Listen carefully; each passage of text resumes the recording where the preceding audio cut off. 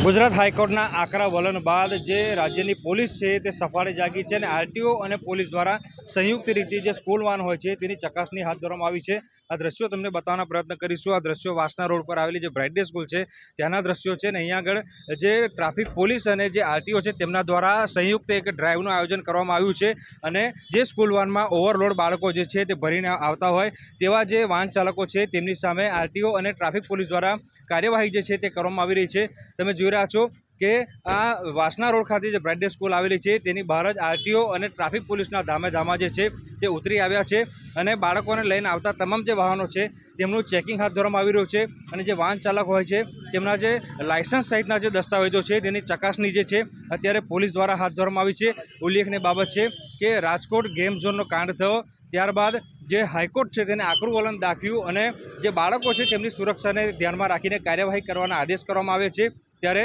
એના જ પરિણામના રૂપે અત્યારે જે ટ્રાફિક પોલીસ છે તેમના દ્વારા વડોદરા શહેરના તમામ જે રસ્તાઓ છે ત્યાં આ જ રીતે ડ્રાઈવ ચલાવવામાં આવી રહી છે અને ઓવરલોડ બાળકોને ભરીને આવતા જે વાહન ચાલકો છે તેમની સામે કાર્યવાહી કરવામાં આવી રહી છે। તેમનું ચેકિંગ કરાઈ રહ્યું છે, વાહનો ડિટેન કરાઈ રહ્યા છે। કેમ વાહનો રોક્યા સાહેબ? હવે એ લોકો એમની રીતે કામગીરી પરફેક્ટ છે એમની, એ લોકોનો બી અંદર ફરજ આવે છે કે એ લોકો એમનું ચેકિંગ હાથ ધરે,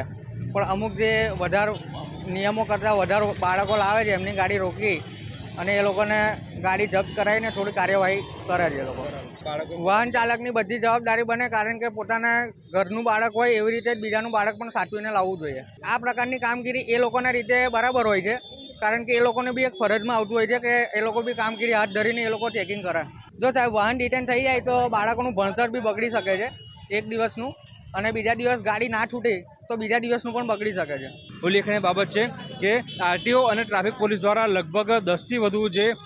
ઇકો વાહન છે તેમને અત્યારે જપ્ત કરવામાં આવી છે અને જે વાહન ચાલકો છે તેમની સામે દંડાત્મક કાર્યવાહી જે છે તે કરવામાં આવી રહી છે। મોટાભાગના જે વાહન ચાલકો છે તે ઓવરલોડ બાળકોને ભરીને આવતા હતા, જેના કારણે જે ટ્રાફિક પોલીસ અને આરટીઓ છે તેમના દ્વારા આ કાર્યવાહી કરવાની ફરજ પડી છે। ત્યારે સીધા દ્રશ્યો જે છે તમે જોઈ રહ્યા છો બ્રાઇટ ડે સ્કૂલ પાસે અત્યારે મોટી માત્રામાં જ્યારે વિદ્યાર્થીઓ આવતા હોય અને વાલીઓ આવતા હોય પોતાના બાળકો લઈને, અને જે સ્કૂલ વાન છે તેમાં પણ મોટી સંખ્યામાં જે બાળકો જે છે તે આવતા હોય છે। ત્યારે ઉલ્લેખનીય બાબત છે કે બાળકોની સુરક્ષાનું પહેલાં ધ્યાન રાખવું પડે અને બાળકોની સુરક્ષા માટે જ અત્યારે જે ટ્રાફિક પોલીસ છે તેમના દ્વારા કાર્યવાહી જે છે તે કરવામાં આવી રહી છે।